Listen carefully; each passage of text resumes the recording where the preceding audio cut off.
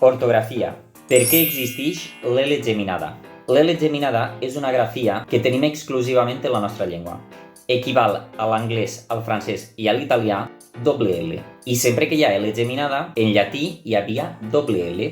Il·lusió, al·legoria, bel·licós, etc. El castellà, senzillament, ho ha simplificat en una L perquè en cap varietat dialectal es pronunciava geminada. Per tant, d'una banda pot resultar útil amb el francès, l'italià o l'anglès i d'altra banda has de saber-te bé les regles ortogràfiques. Si en la teua varietat dialectal no l'allargues. Molt bé, i si el francès, l'anglès i l'italià han optat per doble L, per què nosaltres no hem optat per doble L també? Senzill, perquè la doble L ja tenia agafat el fonema lle, palla. No obstant això, el dígraf ll s'ha trobat documentat de 4 maneres diferents. LY, YL, YLL i doble L. Palla, tallat, tallar i tallarà. De fet, és molt curiós perquè el francès també ha optat per la grafia IL, laia, o ILL, taller. NY fa la palatal nye. Antigament també escrivíem LY per a fer